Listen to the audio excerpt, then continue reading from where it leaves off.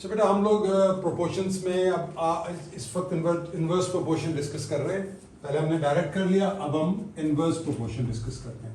देखिए बेटा, मैं इस वीडियो के एंड में आपको एक जो शॉर्टकट है हमारे, जैसे अभी हमने डिस्कस किया कि डायरेक्ट प्रोपोर्शन में वैल्यूज डिवाइड हो जाती हैं, उस पर मैंने थोड़ी बात की कि क्यों डिवाइड होती है। लेकिन अब हम इन्वर्स प्रोपोर्शन की तरफ चलते हैं और इन्वर्स प्रोपोर्शन में हम देखते हैं कि क्या किया जाता है। देखिए, प्रोपोर्शन चाहे डायरेक्ट प्रोपोर्शन हो या इन्वर्स प्रोपोर्शन हो, उसको लिखने का तरीका एक ही है। जैसे ये था, हमने एक सवाल किया था कि नंबर ऑफ पीपल 2 है और time required to do the job is 3 hours, whatever the job is. For example, हम एक गाड़ी धो रहे हैं या हम एक दीवार बना रहे हैं, घर बना रहे हैं, तो अगर 2 आदमी उस काम को 3 घंटे में करेंगे तो यानी if two people can do a certain job in 3 hours, then how much time will be taken by 4 people to do the same job? This is the question. अब देखें, आपको पता है, by reading the question you know that if 2 people are doing the job in 3 hours, then obviously 4 people will do the job in less amount than 3 hours. So number of people are increasing while the time is decreasing. And if the number of people decreases, then obviously time will increase. How? This is inverse proportion. One variable is increasing, the other is decreasing, or vice versa. Inverse proportion में जैसे for example 2 people take 3 hours, एक ratio, then 4 people will take how much time? Inverse proportion में हम बच्चों को बताते हैं कि आप इन्हें multiply करें. You multiply the variables. That's it. तो x क्या आ जाएगा? 2 into 3 upon 4, 2 ones are 2 twos are, x is 3 by 2 is 1.5 hours. आप ये आर्ग्यूमेंट करेंगे सर ये तो हम डायरेक्ट भी निकाल सकते थे कि अगर 2 आदमी 3 घंटे में कर रहे हैं तो 4 आदमी, उसका जब आदमी डबल हो गए हैं तो टाइम जो है वो हाफ हो जाएगा। बिल्कुल ठीक है, सही कह रहे हैं आप लोग। लेकिन कि अगर इस तरह ना होता, ये 4 ना होता, 3 होता या कुछ और डेटा होता जिसमें आप डायरेक्ट अंदाज़ा ना लगा सकते, तो फिर आप कैलकुलेशंस आपको आनी चाहिए। मुख्तसर सा मैं आपको समझा देता हूँ कि why do we multiply and indirect. तो वही बात कि अगर हम कहें कि for example the time is inversely proportional to the number of people. Inversely proportional को 1 अपॉन में लिखते हैं। जैसे अभी थोड़ी देर पहले पिछली एग्जाम्पल में हमने लिखा था कि weight is directly proportional to length, तो वेट हो गया था KL, तो K आ गया था W by L। तो पहला वेट यानी अगर एक वेट W1 कर ले और दूसरा वेट L1 कर ले और W1 L1 is equal to W2 L2, क्योंकि K रिमेन्स कांस्टेंट, तो कांस्टेंट चाहे W1 L1 से निकाले या W2 L2 से निकालें तो सेम होगा। इसमें आप वैल्यूज रख के हमने पिछले सवाल में अननोन सॉल्व किया था। वी डिवाइड बिकॉज यहाँ कांस्टेंट डिवाइड में आ रहा था। हाँ, ये बात हो रही थी कि अगर इसको लेंथ अपॉन W कर दें तो देखें, अगर आप ये 2 रेशियोज आपने लिख लिए, अब इनको उल्टा कर दें तो भी सेम है। यानी अगर एक रेशियो को आप L1 अपॉन W1 लिखते हैं तो दूसरे को आप L2 अपॉन, इस रेशियो को उल्टा करेंगे तो इसे भी उल्टा करेंगे तो बात सेम रहेगी। यानी अगर आप इसको ऐसे लिख लें L1 over W1, तो this should be equal to L2 upon W2 और ये इक्वल हो जाएंगे दोनों। तो चाहे आप वो जो मैंने शुरू में कहा था कि ऑर्डर आप कैसे भी लिखे, लेकिन ऑर्डर सेम होना चाहिए। सेम गोज हियर कि यहाँ आपने पहले लिखा number of people n, this is time, this is number of people, this is time. तो अगर आप टाइम पहले लिखिए और नंबर ऑफ पीपल बाद में, तो यहाँ भी टाइम पहले लिखिए और नंबर ऑफ पीपल बाद में। हम बात कर रहे थे मल्टीप्लाई क्यों होता है। Time is inversely proportional. Inversely proportional को ऐसे लिखते हैं, फिर जब प्रोपोर्शन को हम हटाते हैं, चेंज करते हैं with the sign of equality, हम कांस्टेंट लगा देते हैं, तो ये बन जाएगा K is equal to TN। देखिए, यहाँ कांस्टेंट डिवाइड हो रहा था, यहाँ कांस्टेंट मल्टीप्लाई हो रहा है, तो constant remains same.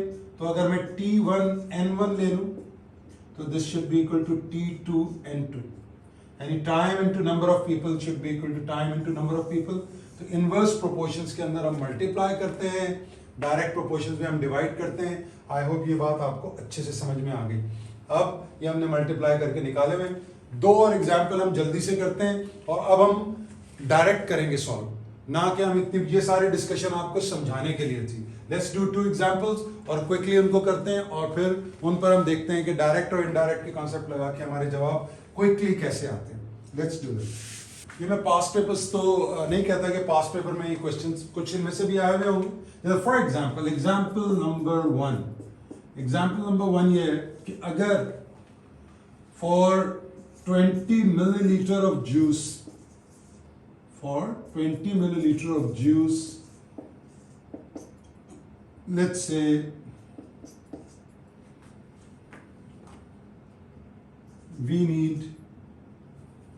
one needs 2 glasses of water. So for let's say 50 milliliter of juice, how many glasses are needed?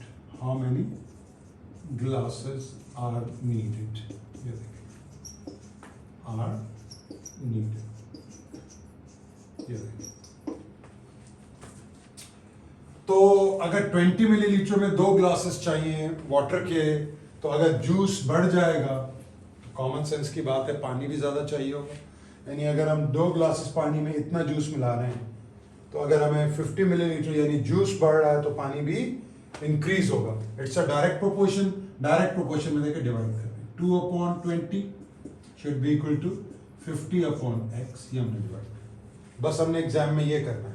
अच्छा, आप अगर ये रेशियो बनाने 2/20, तो यहाँ हमने पानी को यानी ग्लासेस ऑफ वाटर को ऊपर रखा है, तो यहाँ भी हमारा ग्लासेस ऑफ वाटर अननोन है, उसको ऊपर रखेंगे और जूस हमें, ये दोनों रेशियोज हमें सेम जवाब देंगे. तो आपकी मर्जी है कैसे भी करें. तो ये आ जाएगा x is equal to 50 into 2/20. Cross multiply किया और सिंप्लीफाई करें. ये x मल्टीप्लाई आ जाएगा 20 से, 2 मल्टीप्लाई आ जाएगा 50 से, 20 डिवाइड हो जाएगा, ये 0 कैंसिल हो गए. x is 5 glasses of juice. अगर आप कहें सर ये मैं डायरेक्ट निकाल दूं कि 20 के लिए 2 हैं, तो इसका मतलब है हर 10 के लिए 1 है, तो 50 के लिए 5 होंगे. बिल्कुल ठीक है, सही है. लेकिन ये कैलकुलेशन अभी तो सिंप्लीफाइड है ना यहाँ. अगर वहां पर इस तरह इतनी सिंप्लीफाइड ना हो, तब भी ये रेशियो वाला जवाब आपको, ये डिवीजन वाला जवाब आपको करेक्ट आंसर देगा. जल्दी से एग्जाम्पल नंबर 2 कर लेते हैं. अब मैं पूरी एग्जाम्पल लिखूंगा नहीं, इसलिए आप गौर से सुन लीजिए. फॉर एग्जाम्पल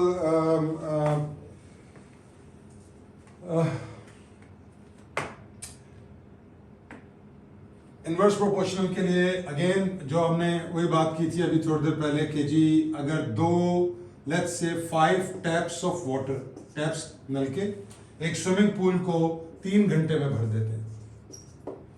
एक 5 टैप्स ऑफ वाटर 3 घंटे में एक पूल को भर देते हैं. तो अगर 7 टैप्स हों, नल के हम 7 कर दें, तो टाइम कितना लगेगा. ये क्वेश्चन पूरा लिखा हुआ होगा वहां वर्ड प्रॉब्लम में. That 5 taps required 3 hours to fill a certain pool. How much time will be required by the 7 same taps? यानी ये जो नलके हैं ये सेम है, यानी इनमें से जो पानी आ रहा है वो सेम क्वांटिटी से आ रहा है, सेम वॉल्यूम पानी का आ रहा है. मतलब ये नहीं है कि ये नलका ज्यादा स्पीड से काम करता है और ये नलके, तो हम ये इमेजिन करते हैं कि these taps are working at the same rate. तो वहाँ एग्जाम में लिखा होगा at the same rate. At the same rate का मतलब ये है कि same water is coming in same time. I hope ये क्लियर है. 5 taps take 3 hours to fill a certain pool. How much time will be required by the 7 taps to fill the same pool? तो आपको पता है कि जब 5 taps 3 घंटे भर रहे हैं, तो अगर टैप्स बढ़ जाएंगे तो टाइम कम लगेगा. आप ले लीजिए 5 into 3 is equal to 7. Direct paper में इस तरह लिखिए. तो x क्या आ जाएगा 15/7. ये देखिए एग्जैक्ट नहीं आ रहा. एग्जैक्ट नहीं से मुराद ये है कि अब ये आप इमेजिन करते हैं, ये आपने इसको आवर्स में लिख लिया. You don't have to convert it into points if you are not asked to. और कहा जाए तो आप 15 को 7 से डिवाइड कर लेंगे. 7 to the 14 1 आ गया. पॉइंट लगाया 0. 7 1 7 3 सिग्निफिकेंट फिगर में देना होता है तो 7 4 28.